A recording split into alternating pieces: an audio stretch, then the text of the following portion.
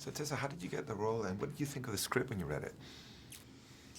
Well, I wanted to make the movie before I knew what it was. I just knew that it was called Creed, and I knew it was Ryan Coogler's next movie, and so I really wanted to make it. When I found out that there was something in it for me, and that it was to play a musician, I've sort of dabbled in music. I sang in a band for a couple of years. My dad's a musician, but it's always been a dream of mine to play a musician in a movie, so that was something that was exciting to me.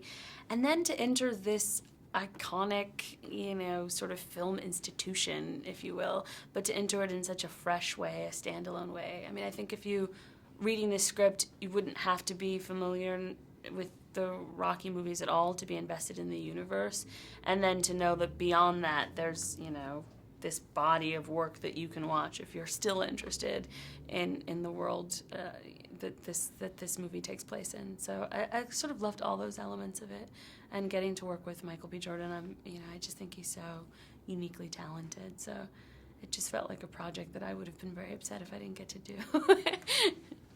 But lucky you did, and Bianca is a truly great character. Who is she? Thank you so much. Who is she, and what do you like about her?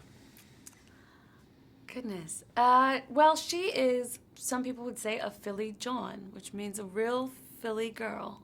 She's sort of born and bred in Philadelphia. She is someone that is in the pursuit of having some measure of success in the music industry. She is really passionate about these batch of songs, but they're kind of experimental.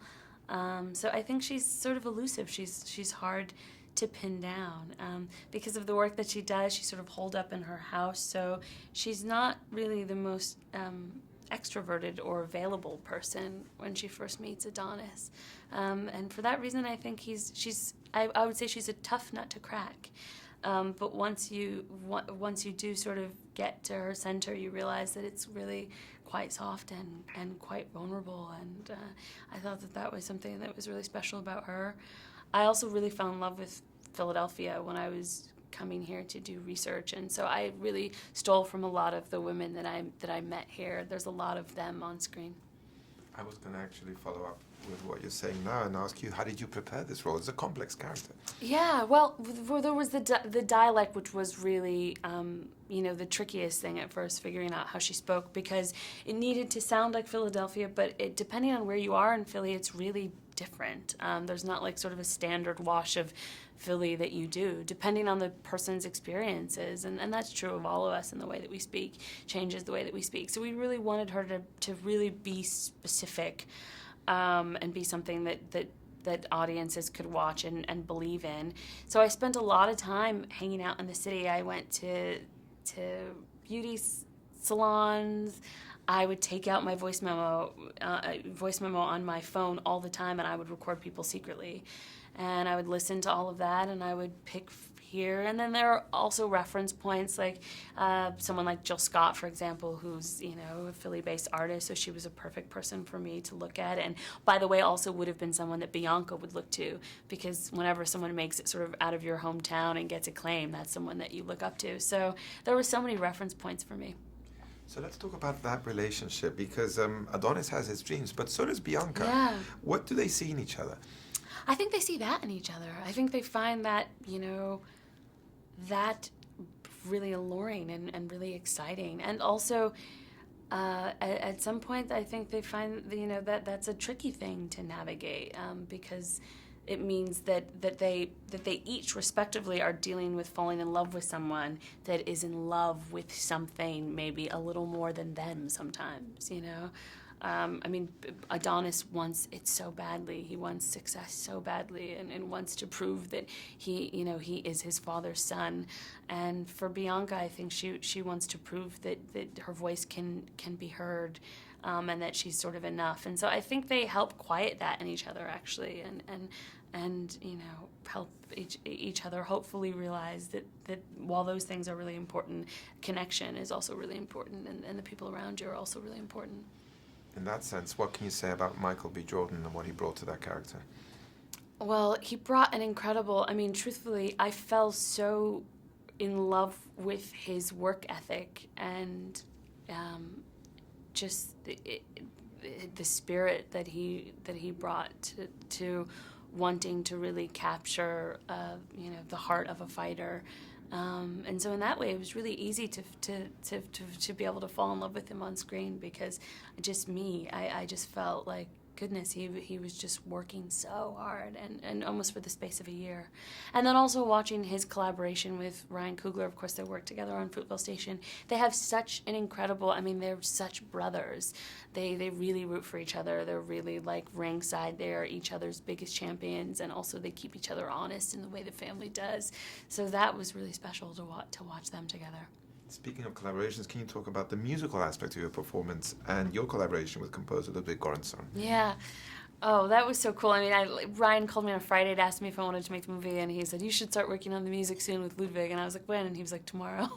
And I started the very next day, and we worked together, for weeks, every day straight from morning till night. And he's just such a talented, just a genius. Can play anything, can work in whatever which way. Sometimes we would build a track, ground up, sitting at his computer, and sometimes we would start at a grand piano, and we would start a song that way.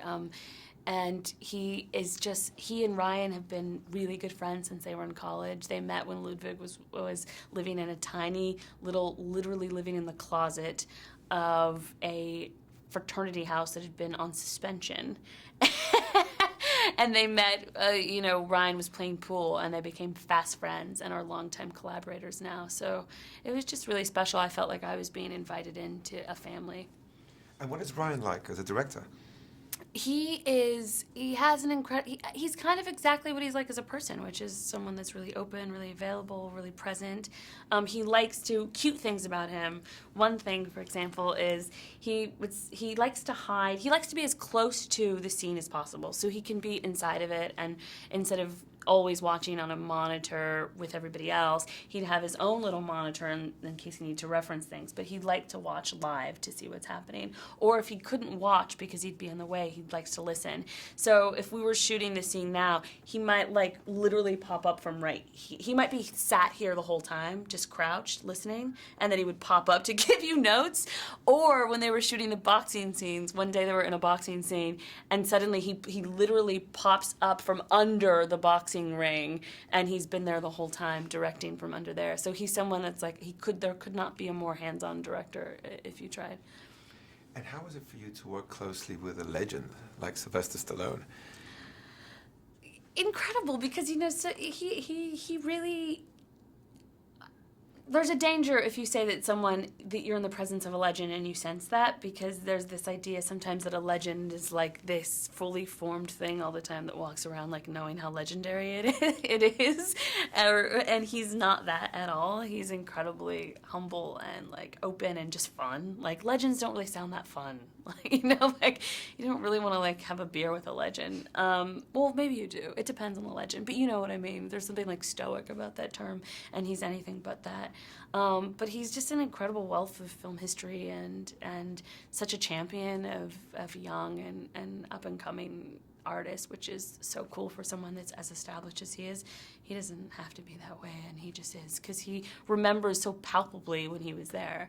He talks about having mastered the art of poverty back in the day when he was trying to get Rocky made, and truthfully, he doesn't feel like he's changed all that much since then. And speaking of fun, the movie's fun too. Isn't it? I think it is too, yeah. How was it to shoot those moments? Because there's humor between the three of you. There's a Right. banter there that works really well. Oh, good, yeah. I don't know. I think we had so much fun making it. Honestly, we just had so much fun making the movie it would be crazy if it didn't get communicated on screen. We were just so happy. This was really a movie that came. It was the brainchild of Ryan. He wrote this movie because it meant so much to him, and then he was able, over time, to convince Sly to get on board, and then Sly convinced the studio to make it. So. I think we were all just so happy that we were getting to tell this story.